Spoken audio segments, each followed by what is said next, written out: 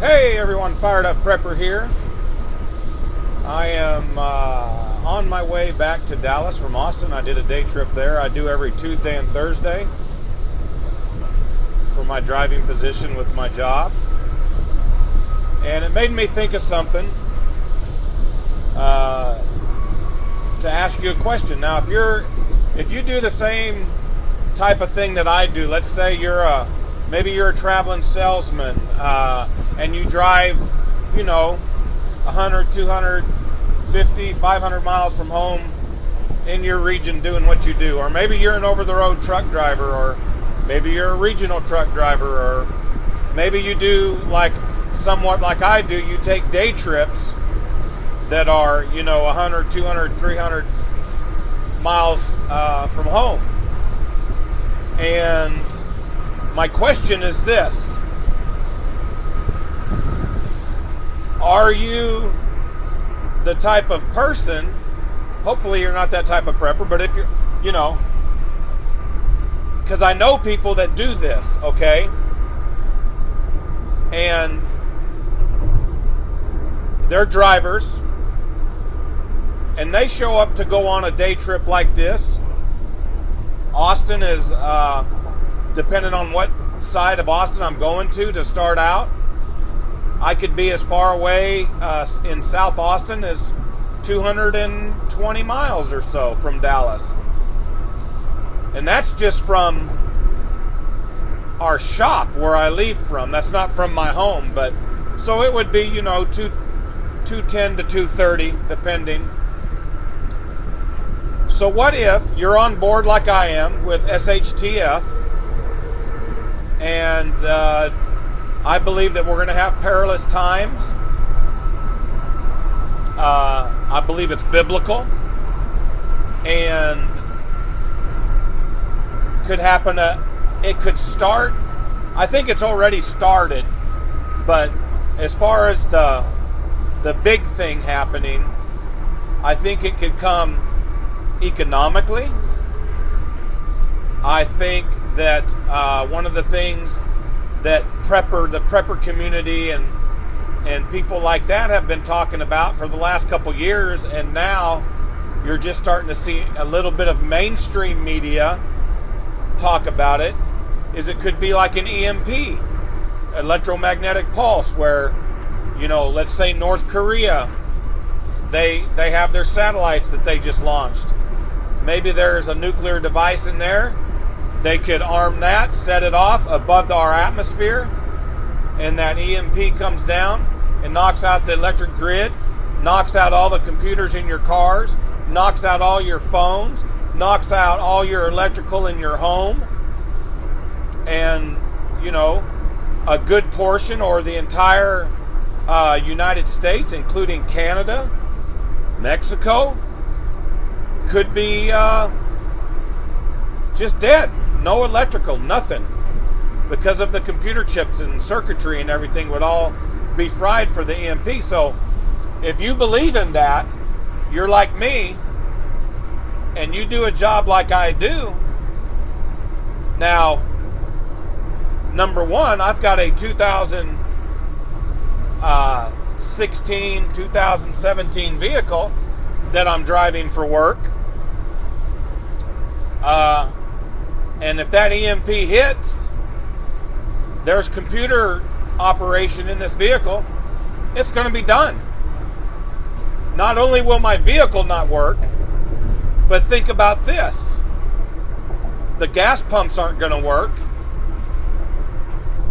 ATMs aren't going to work. So what are you going to do? Here's the question. Every day before I leave on a day trip like this, the last thing, when I'm telling my wife goodbye and that I love her, have a good day, the last thing she says to me is, come home safe to me. And I always say, that's the plan. Because that is the plan. I have a plan. Now, I know people that don't have a plan, so my question is this. You go on your day trip, you get to that 200, 300, 150 miles away from home, and all of a sudden SHTF happens, EMP hits, everything's knocked out. You can't drive home. You can't get any money. You can't get gas. It doesn't matter if you can get gas or not. Your vehicle's not working unless you have a model like 70 or before, something like that. So my question is, how are you going to get home? How are you going to get home to your wife? How are you going to get home to your kids? Because at that moment in time, to me, boom, it clicks. That's the most important thing in my life. It's not my job. It's not my vehicle. It's not the cargo that I have. That's done. I leave it at that point and I walk off. I don't try and call my boss because the phones ain't working. I can't email my boss. I can't send a freaking smoke signal. So at that point, I know what happened. I can see the chaos. I can see cars on the highway just stopped wherever they were. Nobody knowing why. Because they don't pay attention. They're not aware, or they didn't believe that it could happen. So, how do you get home? How do you prepare? How do you plan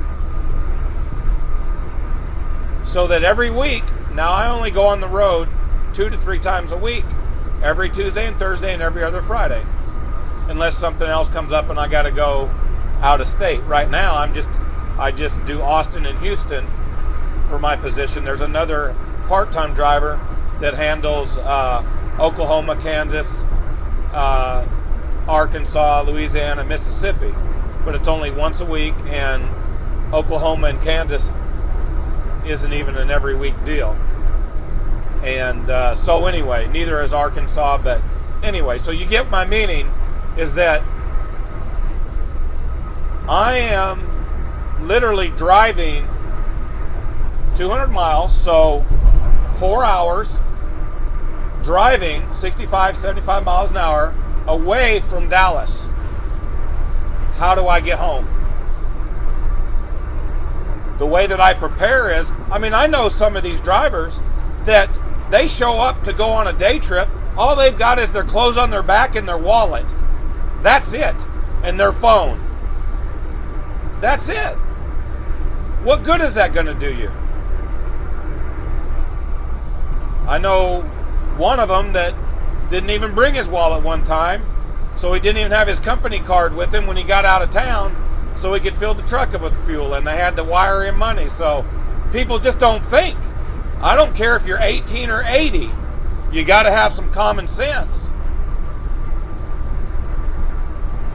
You got to plan. What are you going to do if you get 200, 300 miles from home and you got to leave your vehicle and get home? You can't hitch a ride because all the other vehicles are dead. So I said all that to say this. I have a day bag that I take with me, and I even take it with me when I'm doing my local runs on Mondays and Wednesdays, because there's points of my local run where I can get as far as 30, 40 miles from my home or from our shop. How am I going to get back? What am I going to use? What am I going to come in contact with? What kind of confrontation on the way home? Whether it's a 30 or 40, 50 mile track, or whether it's a 200 mile track. Am I going to walk on the highways, or am I going to have to walk across fields and through the woods and stuff like that to be hidden, to stay away from all the chaos? Because people see you carrying a bag, they ain't got no water, they ain't got no food, they ain't got no money. They think you got something they don't, they're going to take it. So, how are you going to plan to get home if you're a traveling salesman, you're an over-the-road truck driver, you're a day trip driver like me, you're a traveling salesperson, whatever you are, and you go, 30, 40, 50 to 100, 200, 300, 400 miles away from home. Not every day, but several times a week, whatever. How are you going to get home if shit hits the fan? Can't get no money out of the ATMs. ATMs don't work. Can't get no gas. Gas pumps aren't going to work. So, think about it. Prepare. Don't get caught not thinking. I even have my overnight bag here.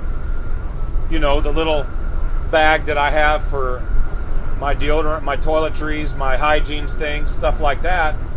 In case maybe just the truck breaks down and I can't get home that night. I got to get a hotel or something like that. That could be a minor shit hit the fan situation, but not an EMP, just something that's going to hold me up for a day or so. I've got my toiletries with me. And I've also got things in there that are more than toiletries. I got ways to make fire. I've got all kinds, you know, and it's just a small bag. It's just a little bit. There's just a little bit of things in there. But my other bag will get me home. My other bag has in it what I need if it takes me a week or 2 weeks to get home.